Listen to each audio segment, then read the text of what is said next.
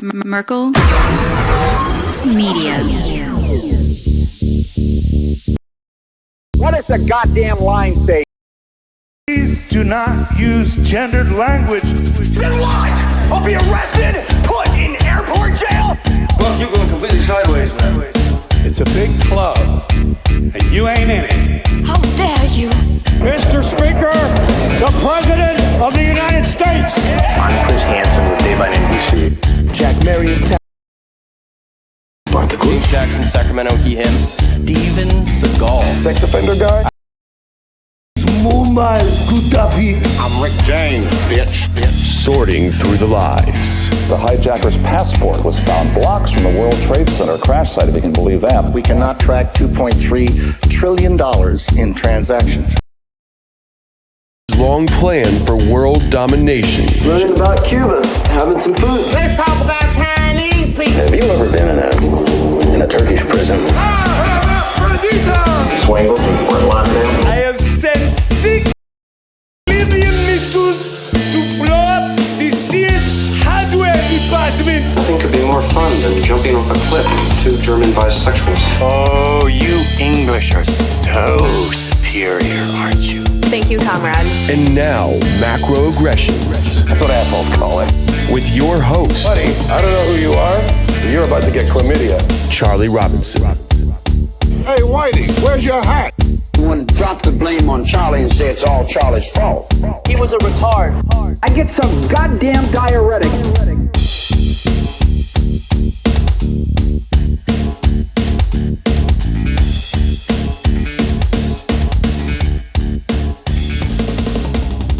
Welcome to Macroaggressions. I'm your host, Charlie Robinson. If you are watching us on Rockfin, Odyssey, Band.video, Vigilante.tv, or you're listening wherever podcasts are served, thanks a million. We appreciate it. If you want to connect with us, the website is theoctopusofglobalcontrol.com, or you can find me on Twitter at Macroaggressions, where I'm probably arguing with robots. Hey, if you are going to be in New York City, the weekend of September 11th, September 9th to be specific, Saturday, September 9th, 2023.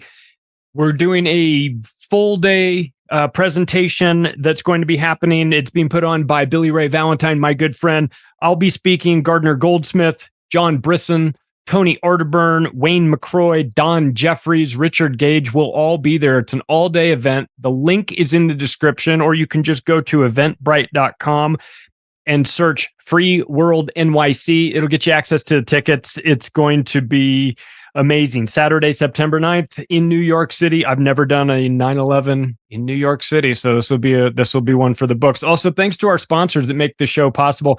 Chemical Free Body is building the best supplements out there. They actually work. It's amazing. If you are somebody that is looking to improve your health, you're going to be the one to do that. Nobody's going to outsource it for you. You're going to have to take care of that. If you find something that you like over at Chemical Free Body, use the promo code MACRO. Save yourself some money. Do the detox bundle. That'll clean you out real good. But I take Green 85 every single morning, and I have for the last 3 years since Tim's been aboard with sponsoring the show. So thanks to those guys over there. ChemicalFreeBody.com, promo code MACRO. Also to our partners, Legal Shield. They've been in business for half a century in Canada and the United States. They give you access to high-powered attorneys in your area for a very reasonable price. How reasonable? How's $1 a day? $30 a month will get you access to a team of attorneys, a law firm in your area that can help you with all kinds of things, contracts, medical directives, financial powers of attorney, get you a last will and testament done. Do you have that? Because if you don't have that and you die, you're going to let the state get involved in your affairs? No, thank you. I'll pass on that. But with Legal Shield, you can knock that out real quick. There's also a lot of a la carte items that they have as well. If you run a small business, there's a small business plan. If you're somebody that carries a gun, they have something for that. If you need Identity Shield, you can take a look at that. I'll tell you what, everything that you need is all in one convenient location over at the website that they built just for us. www.don'tgetpushedaround.com is the place to go. Take a look, see what you think, man. You can sort yourself out in a couple minutes and get yourself access to an attorney for a very reasonable amount of money. take care of all those documents and maybe keep it on the back burner in case you need it. Somebody treats you poorly, somebody says ruined your shirt at the dry cleaners, you get a letter from your attorney next thing you know. So please promise me you will use this power for good, not evil. Okay. Don'tgetpushedAround.com is the place to be. Well, I'm excited to have Ryder Lee's back. You were just here. So, but I didn't know you were working on the coolest movie of all time, man. We would have talked about it back then too. So without further ado, we've got director of the new JFKX Solving the Crime of the Century, Ryder Lee, and his producer, and also I would say star, Jay Weidner. Nice to see you guys. How are you all? Good. I'm great. Charlie, thanks so much for having me back on, and thanks so much for having me and Jay on this time. And we're matching, dude. We didn't even plan this, but we're matching. I know. Well, you've done it. You're so out of place. Well, how dare you, Jay? Get with the we should have sent Jay the memo. Yeah. Listen, this is where do we even start with your movie? Okay, because this is an angle on the JFK assassination that nobody's done, that nobody has covered this. Nobody has come at it from this direction. I mean, you'd like to think it would happen less than 60 years in, better late than never. I'm so impressed with what you guys have put together with this. It's really fascinating. Ryder, let's start with you. You and I weren't alive for JFK. Right. We understand it. We understand the importance of it. We understand 9/11. We understand the importance of that, like sort of our generation's, JFK, or maybe for some people recently, it's, I don't know, I guess COVID sort of, but there's no one single event like there was for 9/11 or JFK. But this galvanizing event, everybody knew where they were on the morning of September 11th. Everybody knew where they were on November 22nd, 1963, except for George H.W. Bush, of course. He lost his calendar. But everybody else knew exactly where they were. And it changed us as a society. It changed America. I would say for the worse, too. I would say there was a very big pivot after that. What was it about JFK that got a hold of you? I mean, you and I, we should be like, oh, that's in the ancient history, man. Let's focus on the new stuff. But you took apart a conspiracy that has been looked at by everybody, and you came at it from a new angle. How in the hell did you do that? Well, the reason that I think that we wanted to do this is not only is the 60th anniversary of the JFK assassination coming up very soon, and then RFK Jr. running for president in 2024. Jay has had this theory for a really long time, and he's been working on it for a while now. And it's really the original, it's kind of like what you were saying, it's the original conspiracy theory that kind of started all conspiracy theories, right? And it's important for your audience to know that this film that me and Jay Weidner made, JFKX, and by the way, I brought him out of retirement, so people should be thanking me. Now I'm just playing, but I did bring him out of retirement, and I'm very grateful for that because he gave me a really amazing chance and a great opportunity. But this film just isn't a rehashing of old information, right? It's new information, and it's unlike anything that you've ever heard before. We take you through all of the theories of what people have speculated happened on November 22nd, 1963. But it's not just another JFK movie, right? Like, how many times can we just rehash the same old stuff, right? We've been told that the CIA has done it since it happened, right? That the mob done it, or the driver of the limo did it, or there was multiple shooters, or it was the Grassy Knoll shooter, right? So this is something brand new, and it is, I think that it is the reason why the government to this day will not release all of the JFK files. It certainly makes sense. After I watched this, so we're going to have to talk about this movie in a way that doesn't spoil it for the audience. So for those of you out there, you're just going to have to go see it. It's on Amazon Prime. I suggest you go, you can buy it, you can rent it, whatever you want to do, but go take a look and come at it with an open mind, because you're going to see a side of this event that you had never considered before. And it's not snipers and storm drains or anything like that. It's much different. And but Jay, you've been all over this for a long time, right? This is nothing new for you. You're the guy who takes films and takes them apart and finds the one piece in that film that is hidden, some obscure, something in the background, and you go, that thing right there means something, and someone goes, holy shit, it does mean something. And then the next thing you know, you're pulling the whole movie apart. Do you feel the same with JFK, this event, that like once you start to dig in, you just want to pull this entire thing apart because there's so many ways to go with it? Well, when I started researching it, I found out a lot of stuff that isn't in the movie. Well, I found a lot of disturbing stuff. That's all I can say that has to do with the Kennedy assassination. But what really, the nexus or the birth of the film really comes from the idea that we took that new technology that can take older films and enhance them and remove scratches and all of that. And we just asked ourselves, well, what would happen if we saw the Zapruder film through that same technology and for the first time have a really clear version of the Zapruder film, even clearer than the version that Oliver Stone made for JFK. And then let somebody like me who has a background in physical effects and film look at that film and tell you what they see.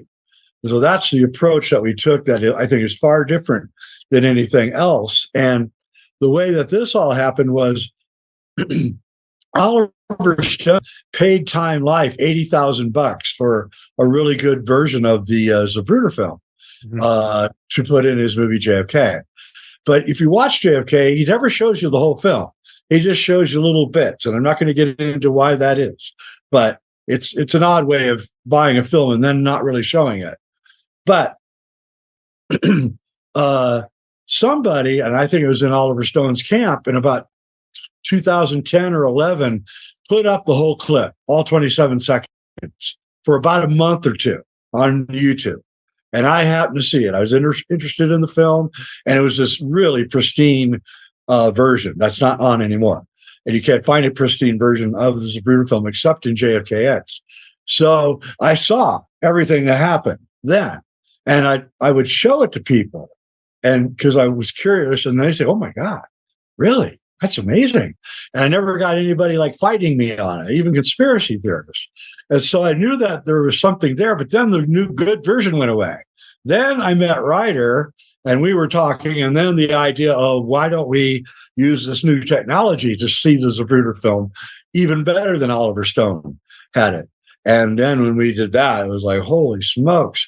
And then, because that confirmed the original assertion, we then back engineered everything else. So I like to say there are theories in the movie and there are speculations in the movie.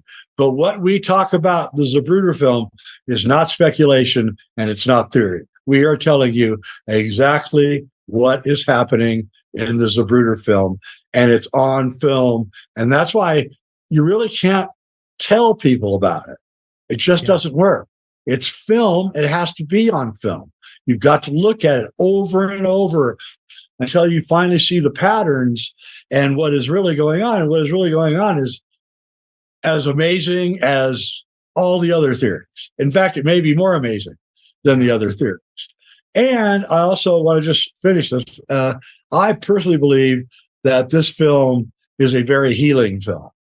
And I made it that way. I wanted it to be that way. I wanted America to get over this. I wanted America to get this behind us. And the responses that I'm seeing, especially from the non-boomer generations, is, wow, what a relief. Now we don't have to talk about this anymore. So that's a relief. Well, we're a sick nation because we've had a lot of trauma and we've never healed from it. We've never processed it. We've never dealt with it. We've let the Warren Commission deal with it, or the 9/11 Commission deal with it. Tell us how to feel. Tell us how to think. Tell us who to hate. Who did this? Who are we supposed to be mad at? But we've never really, we don't allow ourselves as a nation to do that work of examining it. I mean, as the people in our industry, we dig into it. We want to know what's really going on. A lot of people have outsourced their critical thinking to the establishment or the media or to someone to tell them how to feel or what to think about this. And until we get honest and until we grow up and until we look at what really happened, I don't think we're going to progress from this. So I understand what you're saying when you're talking about how there's healing in this. And also with regard to what you guys did with, or whoever ran the Zapruder film through and basically, I don't know, remastered it for lack of a better term. Right. It reminded me of when you watch, if you've ever watched like a world, they're hard to find and there aren't too many of them, but you find like a World War I documentary that's in black and white. And it's kind of clunky, and the people are running, but they don't look like they're really running. Like there's, it's sped up. It's like it's a little bit faster than normal. They were shooting at 18 frames a second. Right. And then somebody gets a hold of that and they colorize it, and they do all the mechanics the right way so that the people are running the proper speed, the frame rate's running the right way. And you watch it and you go, oh, this is a whole nother view of this. It's the same footage, but I'm seeing it differently. That's how I felt when I saw this. I've seen this footage 100 times, but have I? No, you haven't, because they've all been lousy versions. Even the version that Geraldo Rivera showed in 1974 was just terrible. I mean, it looked like an impression. I'll never forget it. It looked like an impressionistic painting. Like you thought you had to put glasses on to see it. You couldn't tell what was going on. What I like about our version, though, is there's one part that is really interesting. And that is, if you watch it, and we don't mention this in the movie, but if you watch it, right before the event happens, every person in that limo has their head turned around looking at JFK except Jackie. She's not paying any attention at all. She's overlooking at the crowd over here. Now, all four people before the event, all four people are at least spending 2 seconds, at least, all looking right at JFK, which is weird if it's an accidental event. So, again, other thing that people don't realize that we really emphasize in this film is that JFK and his brother Bobby Kennedy went after the mob like no tomorrow.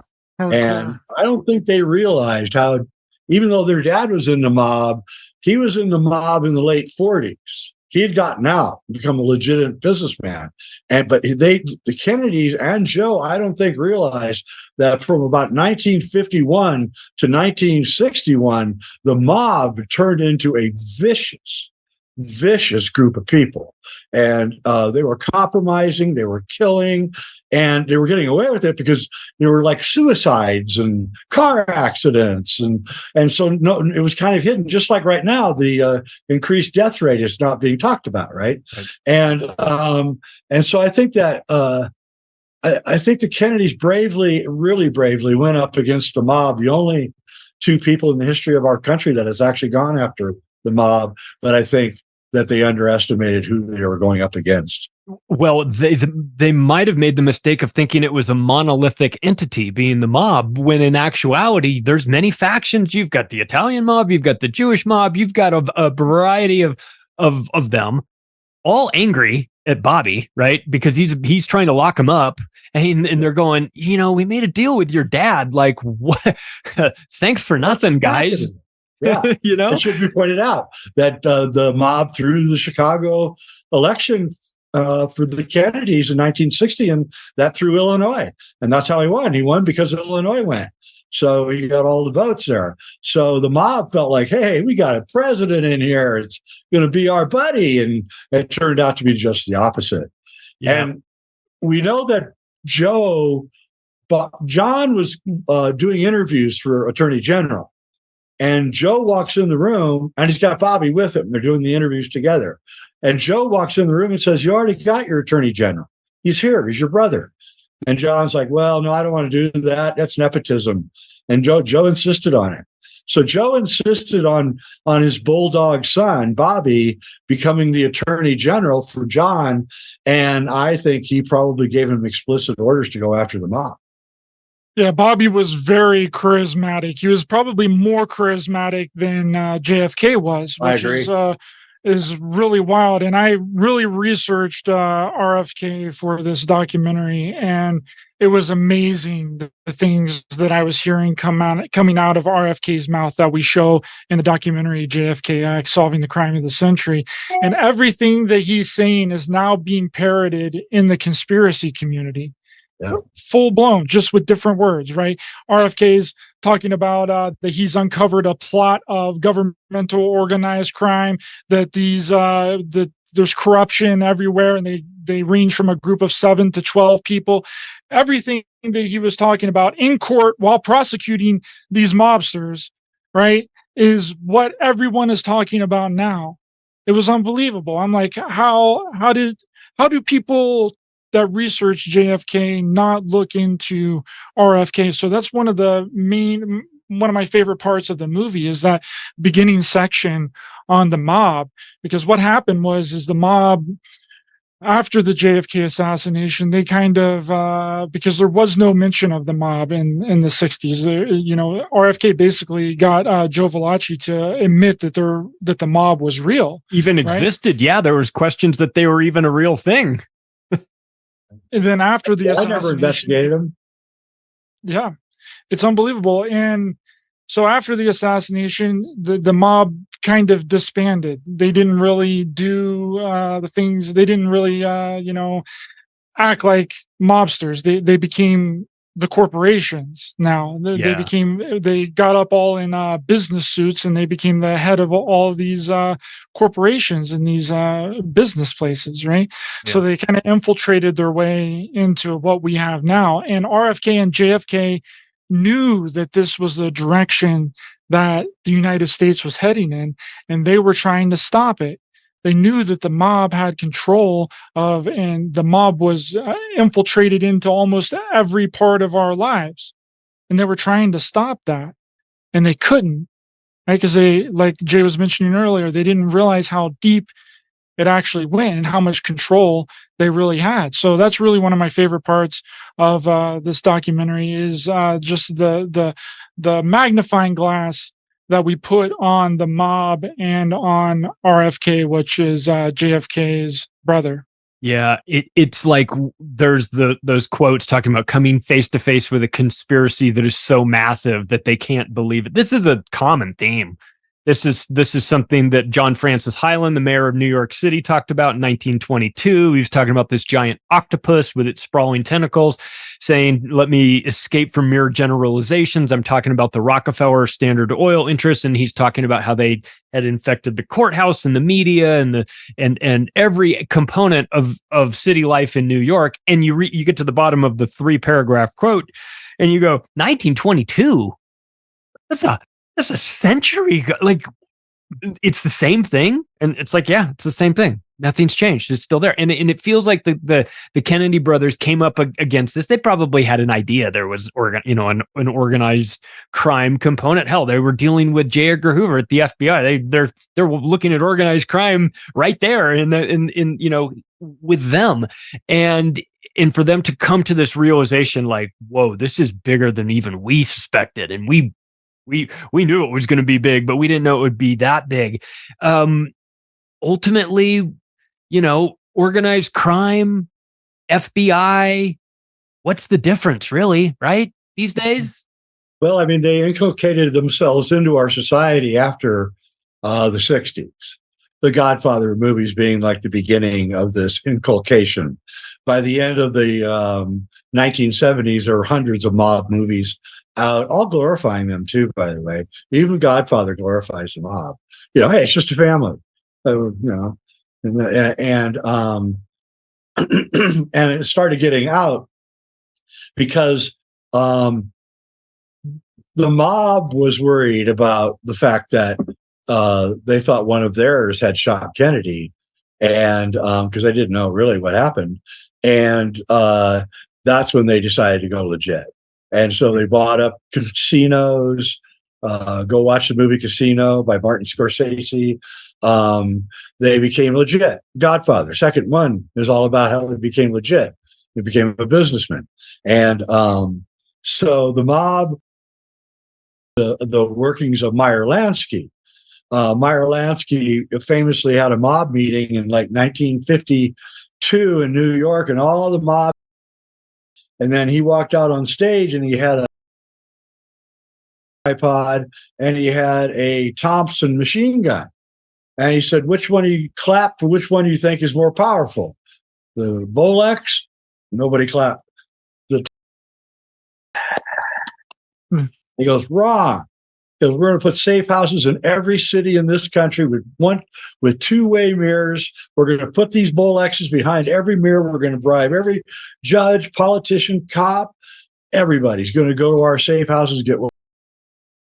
It's where Jerry Epstein got his idea from, and that's what happened. And so they stopped killing people like with hits, and then began killing people more subtly, like. They go out swimming and a frogman pulls them down, that kind of thing. So you never really know what happens. And I had a friend, by the way, who died that way. He was a Clinton. He worked for Clinton, and he was speaking out when Clinton was president. And we kept telling him to shut up. And he went to Hawaii and went out for a swim. And somebody saw frogman out there, and then he died. He washed up on the shore about an hour later. I'm not really surprised by that. I'm not really surprised. But that's the way it goes. That's the way it goes when you deal with powerful people. That's the way it goes when you deal with the Clintons. I'll tell you another way it goes is whether it's COVID, 9/11, JFK, the media is always driving the getaway car. Yeah. Always. Without the media, none of this works. How come there were no mainstream media affiliates there that day? You guys make a really interesting point about that. How, and I understand that now times have changed and the media is everywhere, but the media should have been everywhere with JFK. He was a rock star, and he's in Dallas. I was in the media business, but maybe 10, 15 years after that. If the president would come to our town, any president had come to our town, we would have ran down there with cameras, and just ridiculous. There was a CBS outlet, an NBC, and an ABC outlet. They had full-scale production facilities in their offices with film processors, and I know the whole story. I know how it all works. Everybody's trained. Even the lowest guy is trained how to use the camera so they can race down whenever there's an emergency. They should have gone up on the triple overpass. I would have shot down. So I got a really good angle of him, no people in front of me. And they should have been all three up there doing that. They could have sold that footage, by the way, over and over and over again. All right. So that footage would have been worth thousands of dollars by the time they finally used it up. So no, they didn't. They were ordered not to go there. That's all I could. But they were there. We show in the film, there was a cameraman with a Bolex there filming the people on the ground after the car ran away, drove away. So why wasn't he just turned around and shooting this way? I don't understand. It defies logic. It does. And somehow splice. Yes. The infamous splice. Yes, and go ahead, take it over. No, I actually have the footage of the splice that I want to show really quick because it's really important. So this is the splice in the Zapruder film. Oh, there you saw it. Jumps from 207 to 212. There's 4 frames that are missing in the Zapruder film. And as a filmmaker, Jay being a filmmaker, he can tell you what that means whenever there's a splice in a film, right? It means that there could be anything after that splice. And you can tell that things have been altered in the Zapruder film as well, is because, and many people have pointed this out, is that the people in the background are just as big as the people in the foreground. So whenever Zapruder is going filming the president in the limousine and Jackie, the people that are in the park are just as big or bigger than Jackie, they look like Connolly. Giants. The perspective is totally off in a way that is noticeable even to me. And I'm not somebody that's a filmmaker. I wouldn't normally really notice, but I didn't notice the color. You talked about the red and the blues and the you color would need shifting. a spectrometer. Yeah, that I didn't pick up on so easily because I'm not trained to do that. But the size differential of the people in the background that changed, that was like, what happened? Like, what's going on here? It's very obvious that something weird. Well, also this is very serious evidence that this film, and the Time Life purchased it from Abraham Zapruder like within 4 or 5 hours of the assassination. Okay, so they had it all the time. They never told the Warren Commission that there's 2 splices in the 27-second film. That is just first, it's destruction of evidence. Yep. Second, you've got to tell them everything. They aren't filmmakers. They don't know what a splice looks like. And we want to know the name of the technician, and we want to know why, and we want to know what happened to the 4 frames. How come you didn't keep them and restore it? Why did you cut those 4 frames out forever to never be seen? Why is it conveniently right when the car disappears behind the Stemmons freeway sign? Yeah. That is a coincidence.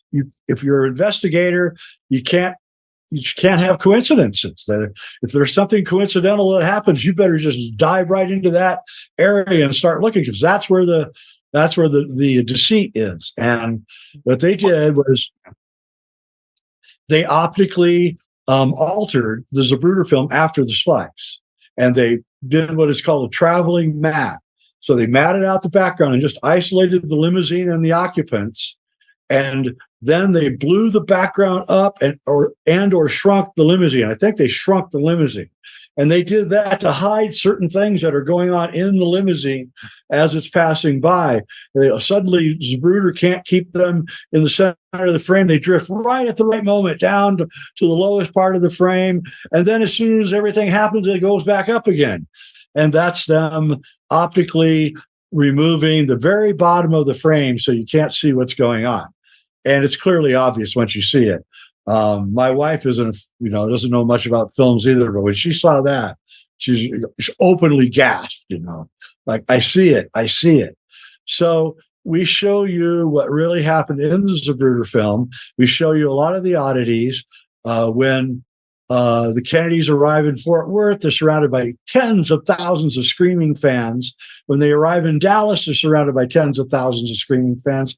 Yet, when they get to the parade in Dealey Plaza, there's maybe a couple hundred people there, and it's lunchtime on a sunny day.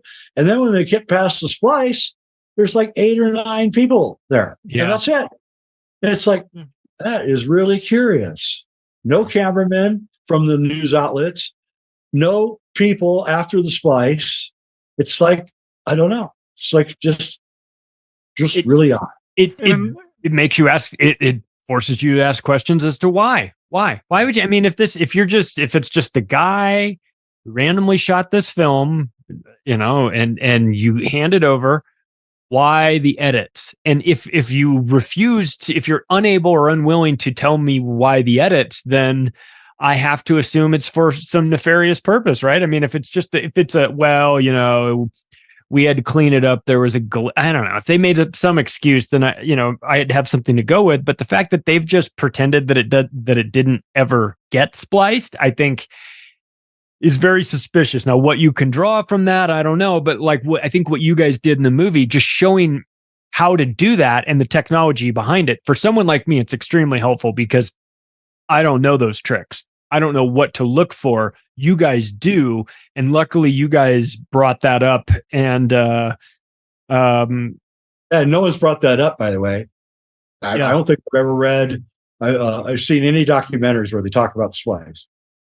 Well, one of the other things you guys did in this as well, and I'd heard about J.D. Tippett, the cop. I knew the name. It doesn't get a ton of press, but I knew that there was a cop that had been killed. It never really made much sense to me. It would have been one thing if there was like a car chase or something, they were chasing the suspect. But it just was kind of like, well, JFK got shot, and then also this cop got shot pulling somebody over, and you go, okay, what does that have to do with anything? Like, well, what's kind of weird about it is that the cop is a dead ringer for JFK, and you go, wait a second. Yeah, Oswald killed 2 people that day. Only 2 people, J.D. Tippit and John F. Kennedy, and incredible. They are almost the same exact age. They have the same facial type, the same hairline, the same chin, the same eyebrows, the same nose. What a coincidence. What an amazing coincidence that is. Yeah. Yeah. His nickname was even JFK on the police force as well. His nickname was JFK. So he was a do-gooder cop, right? That just good-looking guy, happened to look like the president, is a cop in Dallas. The same morning that the actual president is shot in the head, the lookalike cop, the JFK lookalike cop in Dallas, is also shot in the head. And in the back. In the back of the head. Yeah. So, I mean, if you look at the autopsy picture of JFK, his head is all blown out, but there's no wounds here on the side of his face, where clearly in the Zapruder film, you see him get shot on the right side of the face. So it's like, wait a minute. And the right side of the face is completely okay in the autopsy pictures. There's no damage at all. So somebody is like seriously lying, and it's right out in front of all of us, and nobody ever talks about it. Nobody ever talks about the incongruities of what happens in the Zapruder film and what happened. Look, there's the side of his face. There's no wound. That's J.D. Tippit. That is old Tippit. Yeah. I mean, and that's the thing about the Warren Commission said that there were 3 shots that rang out that day, right? And the big theory is that the grassy knoll shooter, right? Well, Zapruder is right here, right next to the pergola, right? And that would mean that the shooter, the grassy knoll shooter, would have to be right here where my cursor is, right behind the fence, right behind the pergola, which that would mean that the shooter would have shot over the head of Abraham Zapruder, which is shooting the film of the president going through Dealey Plaza. And the footage, he doesn't move or shake or anything. You would think that if there was a bullet that went right past your head and hit the president, you would be jerking. There is no jerking motions. You see the limousine all the way as it gets to the underpass. Yep. Right? He's on that limousine all the way to the underpass. Whenever those shots that are fired, people should be ducking. People should be weaving and getting out of the way. Anybody but Abraham Zapruder. Yeah. Okay, so if there is somebody there behind the grassy knoll there, they are about 15 yards away from JFK. Have you ever heard a 30 caliber gun go off? It's pretty loud. It's so loud you'll be deaf for a minute after if you're too close to it, and nobody reacts. Nobody reacts to the bullets splitting through the air. Zapruder doesn't react at all. Nobody hits the ground during the shooting, and also, and this isn't in the film, but I wish it was. After we got done with the film, I was like sitting around thinking, and I went, "Oh, I wonder why the Warren Commission thought that there were 3 shots that day. What was their evidence, right?" And so I went and looked, and it was apparently a motorcycle cop had left his radio on that day, and so it got recorded in the Dallas police quarters, and they used that as their the evidence for a shooting. So I got that. I found it on the internet, and I listened to it, and I listened to it, and I listened to it, and I didn't hear any shots. And I thought, well, maybe I'm getting old or something, and I can't hear them, right? And so then I did a further look, and the FBI did a forensic analysis of that tape in 1980 with serious acoustic experts, and concluded there were no gunshots in that tape. Wow. Well, that's one of the things that you guys mentioned that I've watched this film many, many times, but I didn't know I guess I don't have much of a career as an investigator or something, because I didn't notice that nobody flinched from the gunshots. A very normal reaction and an involuntary reaction, whether you want to be a tough guy or not. If a gun goes off, you're gonna shrug your shoulders or turn around or hit the deck or something. The toughest Marine on earth is going to hit the deck. Yeah. That's what they teach you in the military. That's what you learn in drill school. Nobody moved. Go straight to the chest and get down as low as you can. Yeah, but nobody. And also, why does Jackie, after her husband is shot, why does she get out of the car? You'd think that she would dive down into the car. I would. That's what I would do. But she doesn't. She exposes herself to the whole world when her husband just got shot. It's like, wow, that's pretty weird behavior. Yeah, and I'm sure that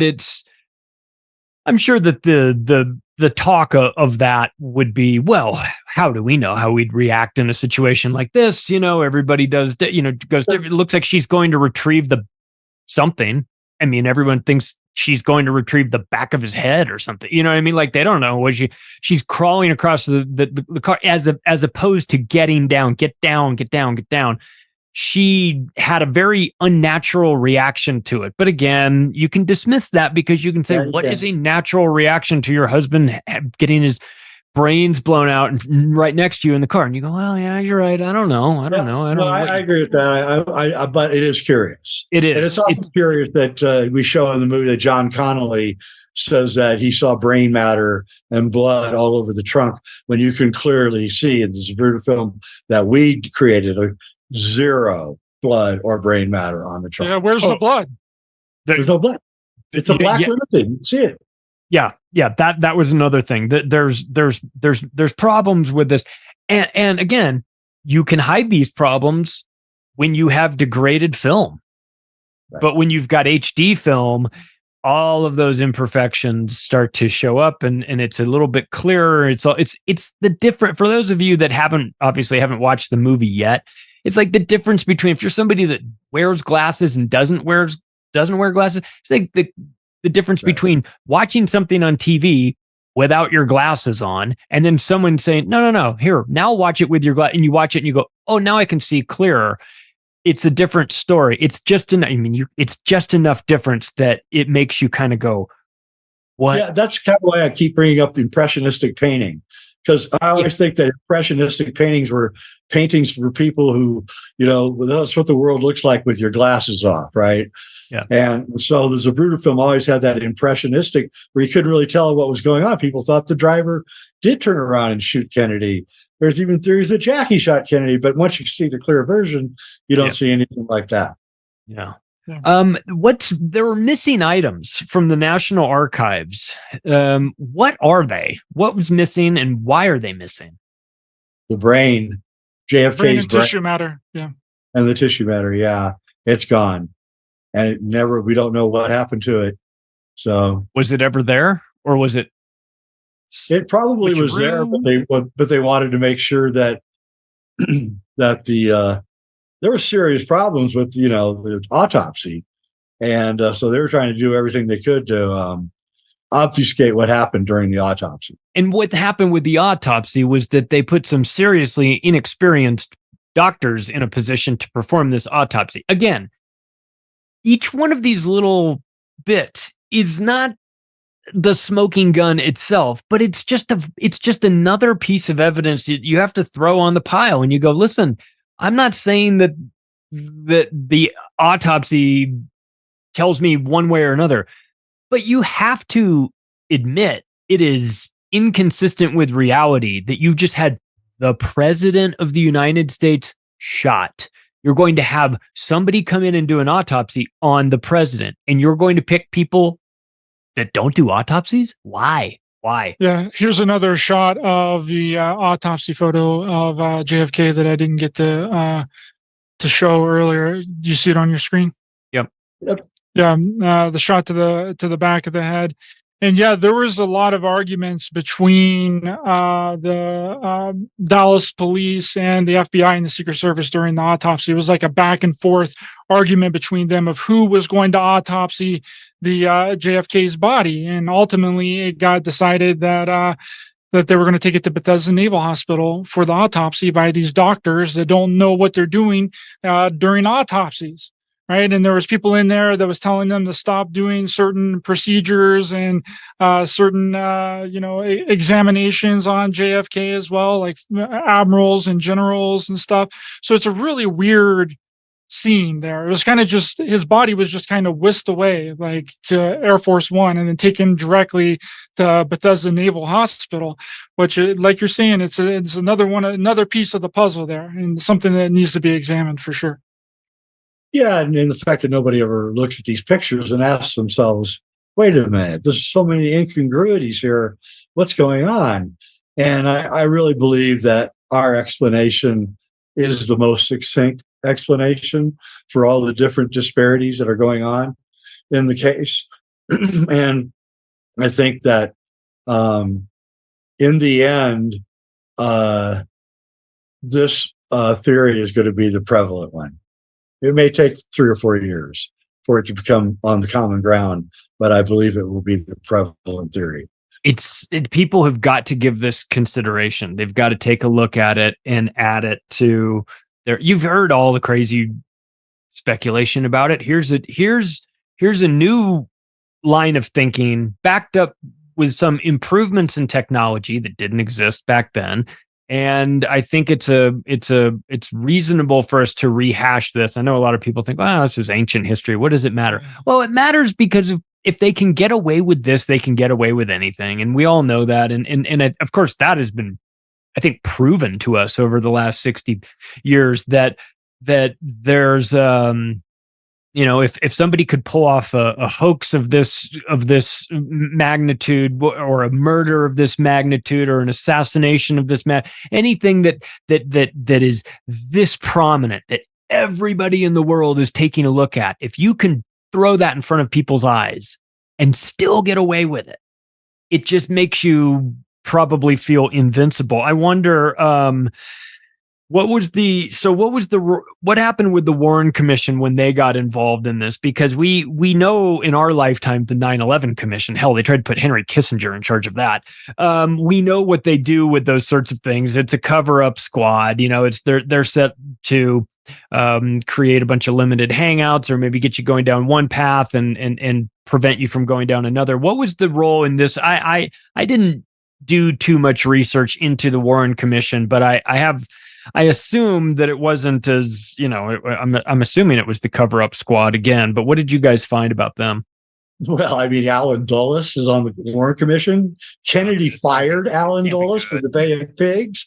I mean, you got to be kidding me, right? You're putting Kennedy's biggest enemy on the Warren Commission, really. And then there's Gerald Ford, and he's J. Edgar Hoover's front man, and relating everything back to the FBI from every meeting. And the Warren Commission, though, just like the conspiracy theorists, they gotta kind of be forgiven because they didn't understand what they were looking at. If you don't know what you're looking at, you're not going to be able to interpret it in the right way. And so I'm not saying that I like the Warren Commission. I don't. But I'm sure that when they looked at the Zapruder film, probably a crappy copy of it, they went, oh, okay, what's going on here? Well, he's grabbing his neck. Is he grabbing his neck? I don't know what he's doing with that hand on the neck. So they assumed that must have been a neck shot. And the conspiracy theorists thought the same thing, only it was coming from the other way. And then, of course, the headshot, and then they're not knowing what's really going on or anything about Hollywood, is just probably shocking to them. And then the most important thing about the Warren Commission, though, is they did the Dallas police did paraffin tests on Oswald that day on November 22nd. They did his arm, they did his neck, and his cheek, this side, where you hold the gun. Now, the gun blasts backwards, puts gunpowder everywhere back here. The paraffin picks it up. You put it through a spectrometer, and you know that he fired a rifle. He did not fire a rifle that day, period. Boom. You know it. It was within 3 hours they did the paraffin test. Could not have drifted off or gone away. So, no, he didn't. Then the Warren Commission knew it. They knew he didn't fire a rifle, but they still went ahead with everything.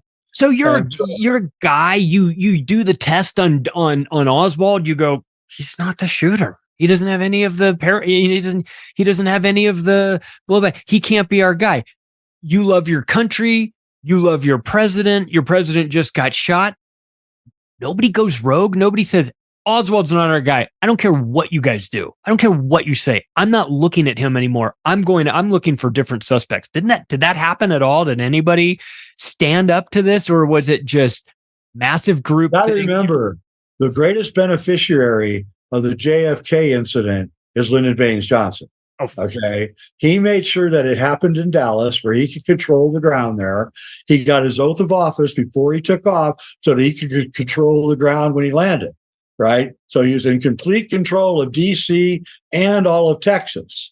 I mean, he ran Texas like a mobster runs a place. Oh, yeah. And we know that all this is true because one of his best friends, I forget his name now, one of his best friends' fingerprint is on one of the boxes on the 6th floor depository, right where the gun was hidden. So it was Johnson's guy that hid the gun, right? So I'll go up the 6th depository and throw a gun in a box and hide it. And the guy accidentally left a fingerprint, right? And so Johnson is the one manipulating everything on the ground. So he's telling Dallas police, he's probably the one that gave him the bulletin, identifying a man with a .30 caliber rifle, which Oswald didn't have. He'd stashed it. So, and also we know we played the recording of the discussion of the hit on Kennedy 6 or 7 weeks before Dallas, in which they say they're going to get a guy with a high to shoot him. But the most surprising thing about that recording, sorry, Jay, the most surprising thing about that recording is that they say the undercover agent that's recording the conversation between this hitman and he says that they will pick somebody up moments, right, to sway public opinion, which is exactly what happened. That's exactly what they did. How important that audio recording is unbelievable, right? And the thing about Oswald is Oswald was never charged for the murder of the president of the United States. He was charged for the murder of J.D. Tippit, right? The public put on him and dropped those, made it seem like that he also killed the president of the United States, JFK, right? He was never charged for that. When you see those sessions where Oswald is detained and he's surrounded by a bunch of people, but the press are asking him questions and he's able to sort of interact with them. That is totally illegal. You can't do that. He seems you can't do that with a prisoner. Well, bring him out. They bring him out to the press. Have him do a press conference. You can't do that. No, he seems genuinely shocked though when they're talking about the president part. He's just kind of like, "What?" He's like, "This is. I don't know anything about that. They're just saying that I shot a cop."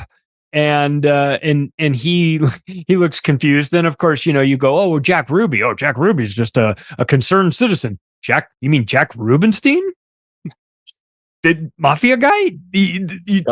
Are we not going to talk about the fact that the guy that shot him is a mafia guy? I mean, come on, what's going on? So, I mean, there's a lot more to this story that people just either are unwilling or unable to understand. Then there's the whole problem around, which we don't brush on too much in the movie, but it's always bothered me is, Oswald was a Marine, so he was, a guy who had, probably frosty eyes.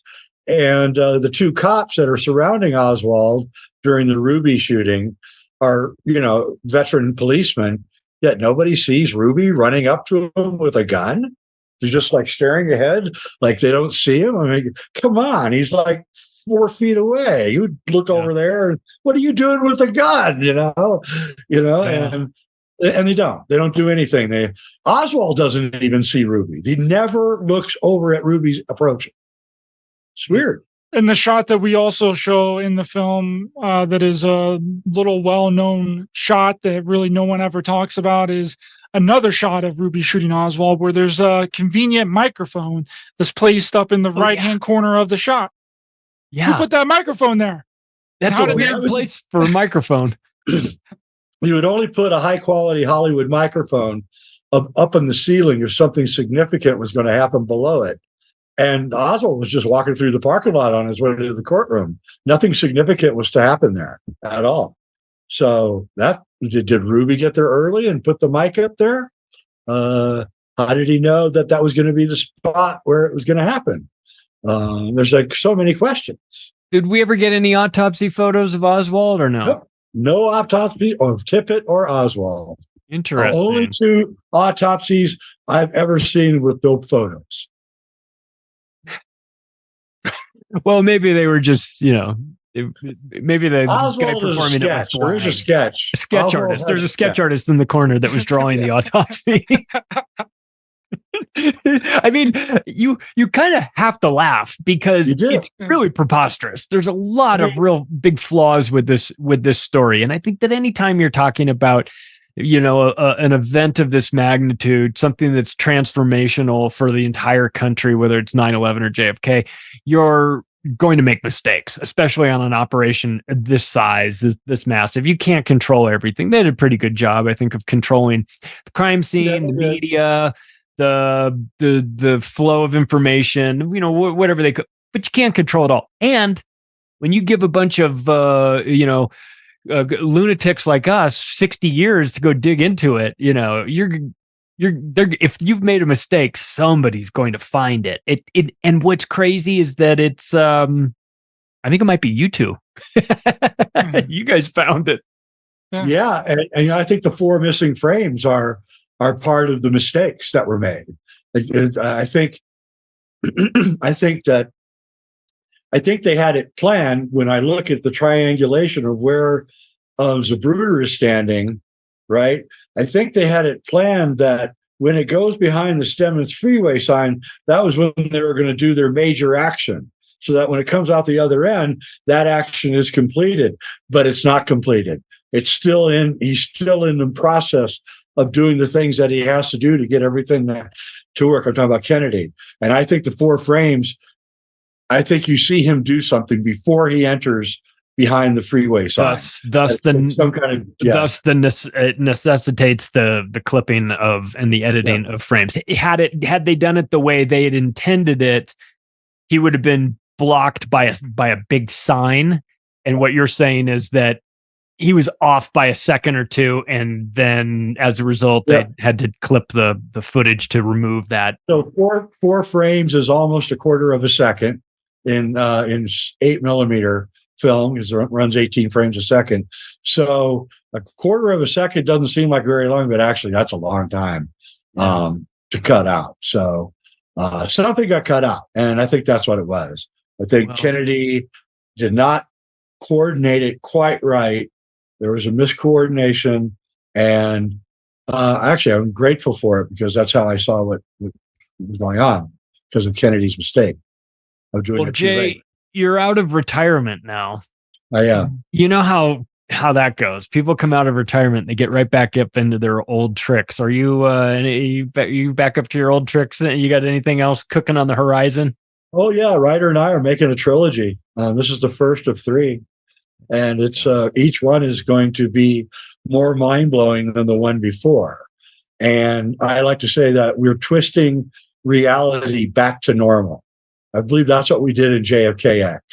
I think everybody had this set of reality, then we came in, showed you the good version, twisted that reality, but in a way that makes you feel like better than you did with the other conspiracy theories of the president getting shot in the head in the town square, or nefarious forces everywhere. This explanation makes sense, and it has motive and everything. So I think that the next 2 films that we're going to be doing are going to do that same cathartic type of thing. Well, we need it as a nation. We need it. We need to process this, take the lessons that we can out of it, and move on, and make sure that we're never in a situation where something like this is happening again. Ryder, what else have you got going on? How's Raised by Giants doing?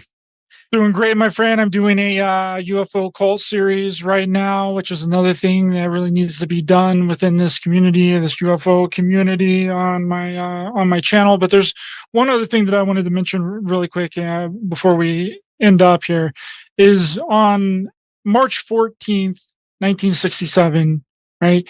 JFK's body was removed from his grave at Arlington Cemetery. Right. Yeah. It was moved to another location, and no explanation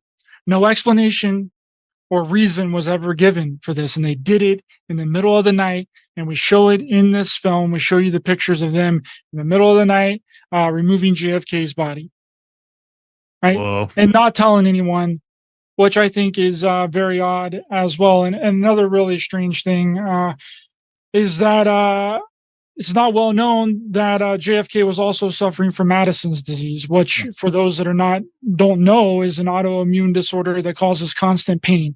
And JFK had to wear a back and neck brace a lot of the time, mostly in private.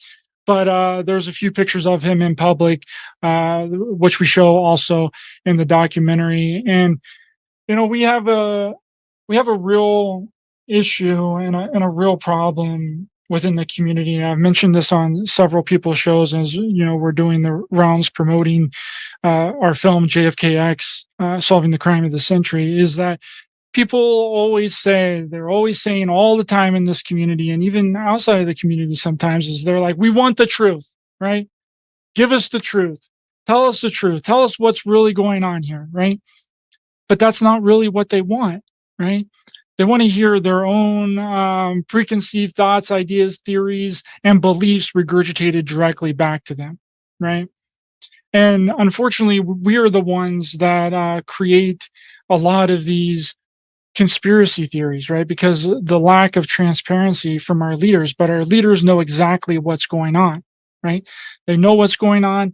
And a lot of these theories are distractions from really what happened, right? I just made a post on Facebook earlier that what people think is the cover story is the actual cover, right?